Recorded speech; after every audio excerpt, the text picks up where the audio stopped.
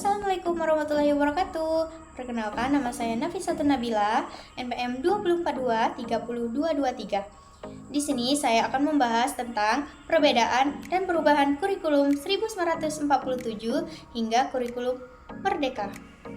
Sebelum kita memasuki pembahasan, apa sih yang dimaksud dengan kurikulum? Kurikulum adalah seperangkat rencana dan pengaturan mengenai tujuan, isi, dan bahan pelajaran serta cara yang digunakan sebagai pedoman penyelenggaraan kegiatan pembelajaran untuk mencapai tujuan pendidikan tertentu. Kurikulum tersebut sudah sesuai dengan Undang-Undang Dasar Nomor 20 Tahun 2003 tentang Sistem Pendidikan Nasional Pasal 1 Butir 19. Selanjutnya, perjalanan pendidikan di Indonesia diiringi oleh perubahan kurikulum yang mencerminkan kebutuhan dan tantangan zaman.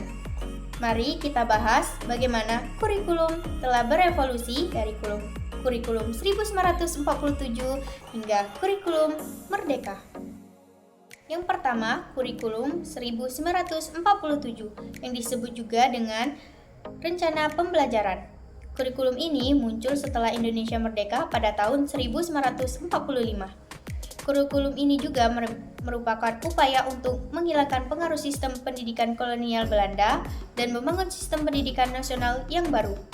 Pelaksanaan kurikulum 1947 tidak menekankan pada aspek kognitif, namun hanya menggunakan pendidikan karakter seperti membangun rasa nasionalisme. Aspek selanjutnya yang menjadi tujuan utama dalam kurikulum ini yaitu struktur program dalam rencana pelajaran dibagi menjadi dua bagian, yaitu struktur program menggunakan bahasa daerah dan bahasa Indonesia. Adapun struktur mata pembelajaran pada kurikulum rencana pembelajaran 1947 bersifat terpisah-pisah atau dalam konteks kurikulum disebut dengan kurikulum terpisah. Yang kedua yaitu kurikulum 1952 yang disebut juga dengan rencana pelajaran terurai. Pada tahun 1952 dilakukan perbaikan pada kurikulum di Indonesia yang kemudian dikenal dengan kurikulum 1952. Kurikulum ini lebih merinci setiap mata pelajaran yang kemudian diberi nama Rencana Pelajaran Terurai 1952 dan belum menggunakan istilah kurikulum. Kerangka kurikulum ini relatif sama dengan kurikulum 1947. Namun demikian, sistem pendidikan nasional sudah menjadi tujuan kurikulum ini. Dan di kehidupan nyata di masyarakat, menjadi hal yang paling menonjol dan sekaligus menjadi ciri khas kurikulum 1952 ini.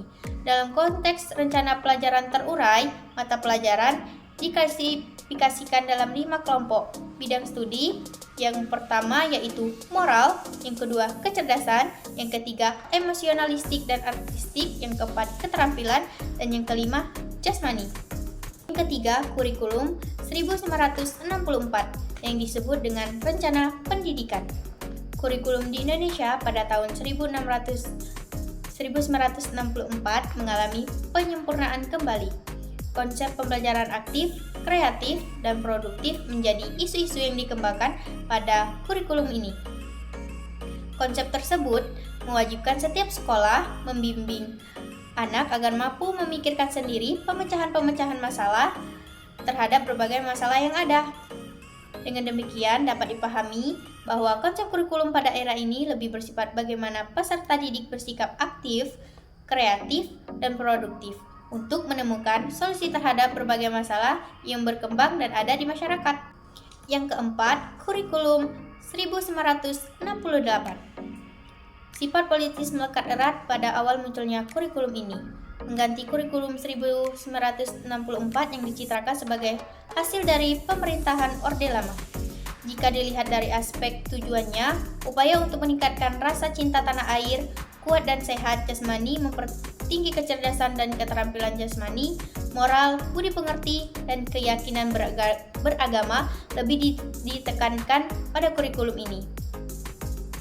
Kurikulum ini identik dengan muatan mata pelajaran teoritis, tidak berkaitan dengan ketentuan objektif di lapangan atau kehidupan nyata.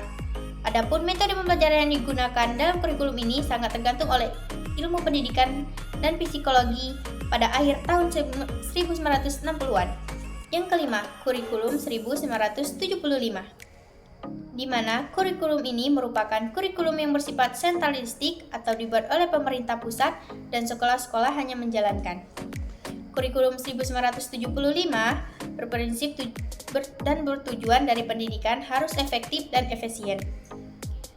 Kurikulum ini banyak mendapatkan kritik dari pelaksanaan di lapangan karena guru dibuat sibuk menulis perincian apa yang akan dicapai dari setiap kegiatan pembelajaran. Sistem penilaian dalam kurikulum 1975 dilakukan setiap akhir pelajaran atau pada akhir satuan pembelajaran. Hal ini yang membedakan antara sistem penilaian pada kurikulum 1975 dan kurikulum sebelumnya. Yang keenam, kurikulum 1984, di mana kurikulum ini juga disebut dengan kurikulum 1975 yang disempurnakan, di mana subjek pelajarannya adalah siswa. Model seperti ini yang dinamakan active learning karena siswa yang akan selalu aktif dalam pembelajaran. Dari mengamati sesuatu, mengelompokkan, mendiskusikan, hingga melaporkan. Namun, banyak sekolah yang tidak menerapkan dengan baik dan alhasil tidak melaksanakan pembelajaran dengan baik dan hanya gaduh di kelas.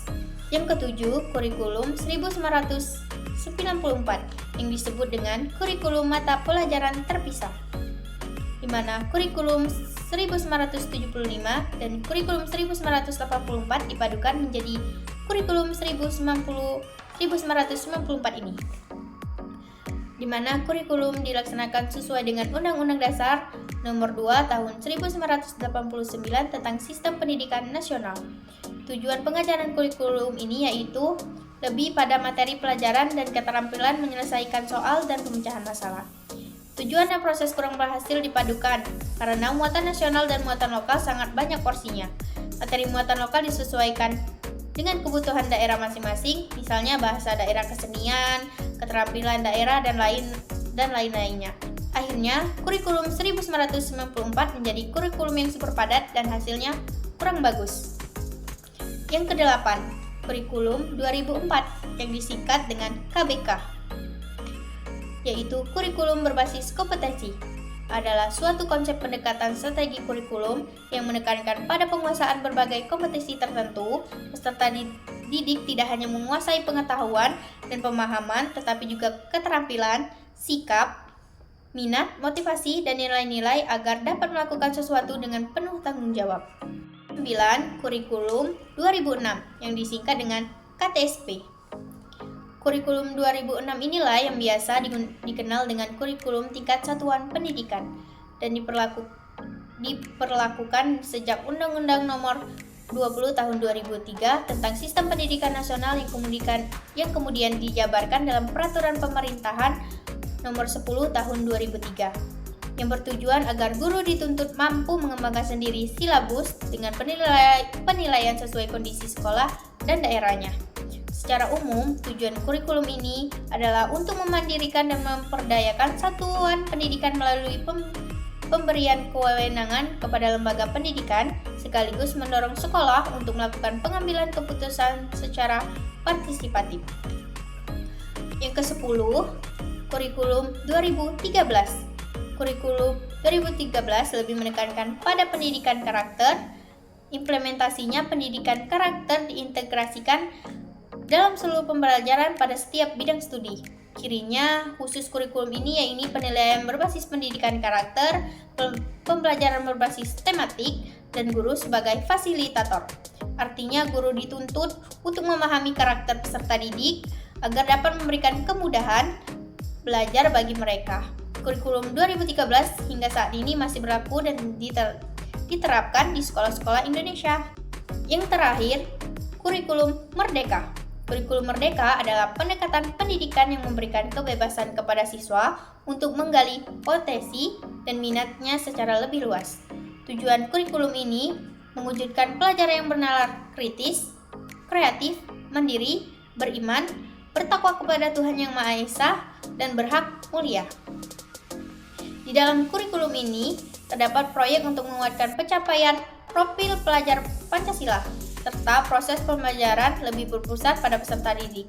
Karena kurikulum merdeka bersifat opsional, yang artinya sekolah dapat memilih untuk mengadopsi atau tetap menggunakan kurikulum sebelumnya, yaitu kurikulum 2013.